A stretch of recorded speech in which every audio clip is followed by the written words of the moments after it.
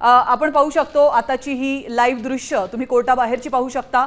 भोंदू खरातला कोर्टामध्ये हजर करतानाची ही दृश्य आहेत, त्याला घेऊन जातानाची ही दृश्य आहेत। मोठ्या संख्येने या ठिकाणी त्याच्यावर टीका होते आहे। भोंदू बाबाने जे काम केलेलं आहे त्यानंतर सर्व स्तरातून त्याच्यावर टीका केली जाते आहे। तर इकडे तृप्ती देसाई देखील चांगल्याच आक्रमक झालेल्या आहेत। तृप्ती देसाई नाशिकच्या कोर्टाच्या बाहेर खरातची वाट बघत उभ्या होत्या, मात्र पोलीस प्रशासनाने त्यांना रोखलेलं आहे। मात्र तृप्ती देसाई यांनी पोलीस प्रशासनावरच टीका करण्यास सुरुवात केलेली आहे। पोलिसांना हे प्रकरण आधीच माहिती होतं, मात्र हे प्रकरण पूर्णपणे दडपण्याचा प्रयत्न पोलिसांनी केलाय असा थेट आरोप तृप्ती देसाई यांनी केलाय। आणि सोबतच त्यांनी तपास अधिकारी तेजस्वी सातपुते यांच्यावर देखील टीका केलेली आहे। तेजस्वी सातपुते आमचा फोन उचलत नाहीये, आमचा ते फोन का उचलत नाहीयेत, आम्हाला या संदर्भातील अधिक माहिती, तपासात नेमकं काय घडतंय, चौकशी कशी केली जाते या संदर्भात अधिक माहिती ते आम्हाला का देत नाहीयेत असा सवाल तृप्ती देसाई यांनी विचारलेला आहे। त्यामुळे एक प्रकारे पोलीस प्रशासन आणि तपास अधिकारी तेजस्वी सातपुते यांच्यावर देखील तृप्ती देसाई यांनी सडकून टीका केलेली आहे। आणि सोबतच खरातने नरबळीचा प्रकार केला असू शकतो असं युक्तिवाद आता सुरू असल्याचं समोर येत आहे। सरकारी वकील आणि खरात यांच्या वकिलांमध्ये आता युक्तिवाद सुरू आहे। हे प्रकरण आता पुढे जात आहे। आज कोर्टामध्ये खरातला हजर करण्यात आलेला आहे आणि आजच्या युक्तिवादमध्ये नेमकं काय होतंय, काय घडतंय हे पाहणं अतिशय महत्त्वाचं असणार आहे। नाशिक कोर्टात भोंदू खरातला हजर करण्यात आलेला आहे आणि त्याला हजर करतानाची ही दृश्य तुम्ही पाहू शकता।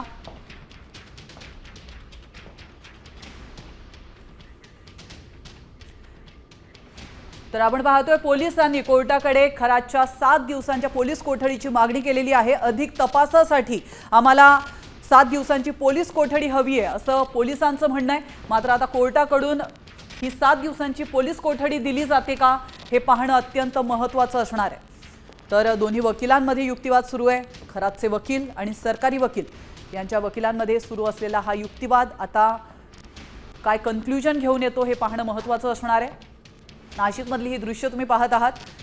तर आताची महत्त्वाची अपडेट, भोंदू खरातच्या कारनाम्यांची कोर्टामध्ये फाईल सादर करण्यात आली आहे। खरातने नरबळीचा प्रकार केला असू शकतो असं देखील सरकारी वकिलांचं म्हणणं आहे। महत्त्वाची माहिती सरकारी वकिलांनी दिली आहे। खरात लोकांना साप आणि वाघ दाखवायचा, जसं की साम टीव्हीने देखील या संदर्भात माहिती दिली होती। तर बनावट साप आणि वाघ दाखवून तो लोकांना विश्वासात घ्यायचा, त्यांना घाबरवायचा आणि त्यानंतर त्यांचं शोषण करायचं। तर थेट जाऊयात आपले प्रतिनिधी अभिजित सोनवणे यांच्याकडे। अभिजित, आपण पाहतोय तृप्ती देसाई तर आक्रमक झालेल्याच आहेत, मात्र त्यांनी महत्त्वाची टीका केलेली आहे ती म्हणजे तपास अधिकाऱ्यांवर। तेजस्वी सातपुते आमचा फोन उचलत नाही आहेत आणि आम्हाला अधिक माहिती देत नाही असं त्यांचं म्हणणं आहे। तर काही तांत्रिक अडचणींमुळे अभिजित यांच्यासोबत आपला संपर्क होऊ शकलेला नाही आहे। पुन्हा एकदा वळतोय अतिशय महत्त्वाच्या अपडेटकडे। खरातने नरबळीचा प्रकार केला असू शकतो असं मत, असा युक्तिवाद हा सरकारी वकिलांनी या ठिकाणी मांडलेला आहे। त्यावर खरातच्या वकिलांकडून आता काय डिफेन्स सादर केला जातो हे पाहणं महत्त्वाचं असणार आहे। खरात लोकांना वाघ आणि साप दाखवायचा असं सरकारी वकिलांनी म्हटलेलं आहे। आणि याच संदर्भात अजून एक महत्त्वाची अपडेट समोर येते ती म्हणजे खरातला 7 दिवसांची पोलीस कोठडी द्या अशी मागणी पोलिसांनी केलेली आहे। अधिक तपासासाठी सरकारी वकिलांनी कोर्टाकडे ही मागणी केलेली आहे। त्यामुळे आता 7 दिवसांची पोलीस कोठडी दिली जाते का याकडे सर्वांचंच लक्ष लागलेलं आहे। अतिशय धक्कादायक आणि संपूर्ण महाराष्ट्राला हादरवणारं हे प्रकरण आहे आणि या प्रकरणी आता कोर्टाची भूमिका काय असते, कोर्टासमोर काय दावे प्रतिदावे केले जातात, काय पुरावे ठेवले जातात, त्यावरती आजचा कोर्टाचा निर्णय हा अतिशय महत्त्वाचा असणार आहे। त्यामुळे 7 दिवसाची पोलीस कोठडी खरातला सुनावली जाते का याकडे देखील आपलं लक्ष असणार आहे। आताच्या घडीची अतिशय महत्त्वाची अपडेट आपण पाहतोय। खरातला 7 दिवसांची पोलीस कोठडी द्या अशी मागणी सरकारी वकिलांनी केलेली आहे आणि सोबतच पोलिसांनी देखील केलेली आहे। अधिक तपास करायचा आहे, अधिक चौकशी करायची आहे आणि त्या संदर्भात त्यासाठी आम्हाला किमान 7 दिवसाची पोलीस कोठडी खरातची हवी आहे असा युक्तिवाद सरकारी वकिलांकडून केला जातोय। काहीच वेळापूर्वी खरात याला नाशिक कोर्टासमोर हजर करण्यात आलेलं आहे आणि त्यानंतर एकच खळबळ माजलेली आहे। संपूर्ण महाराष्ट्रामध्ये गेल्या काही दिवसांपासून हे प्रकरण जोर धरू लागलेलं आहे।